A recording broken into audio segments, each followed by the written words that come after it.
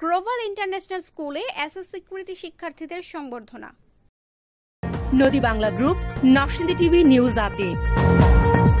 2025 সালের এসএসসি ও দাখিল সমমান পরীক্ষায় ভালো ফলাফল অর্জনকারী শিক্ষার্থীদের সংবর্ধনা জানিয়েছে Monohardi global international school and college.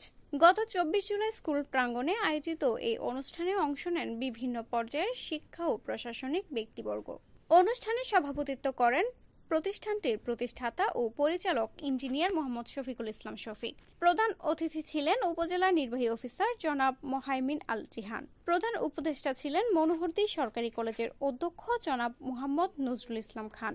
বিশেষ অতিথি ছিলেন জনাব AFM মনিরুজ্জামান। বক্তারা বলেন, গ্লোবাল ইন্টারন্যাশনাল স্কুল শিক্ষা খাতে একটি উদীয়মান প্রতিষ্ঠান হিসেবে ধারাবাহিকভাবে ভালো ফলাফল করে যাচ্ছে।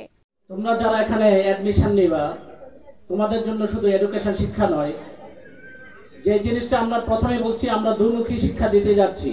দুমুখী শিক্ষা কি?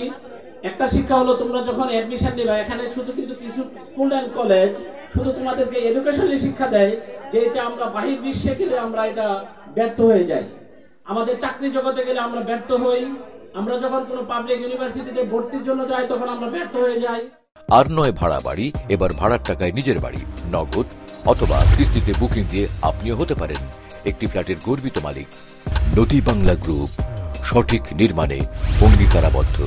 এই সংবর্ধনা শিক্ষার্থীদের আরো উৎসাহিত করবে ভবিষ্যতে পথ চলায়। অনুষ্ঠানে কৃতি শিক্ষার্থীদের হাতে সম্মাননা স্মারক ও পুরস্কার তুলে দেওয়া হয়। Report Mohammad Hasif, Narsingdi TV.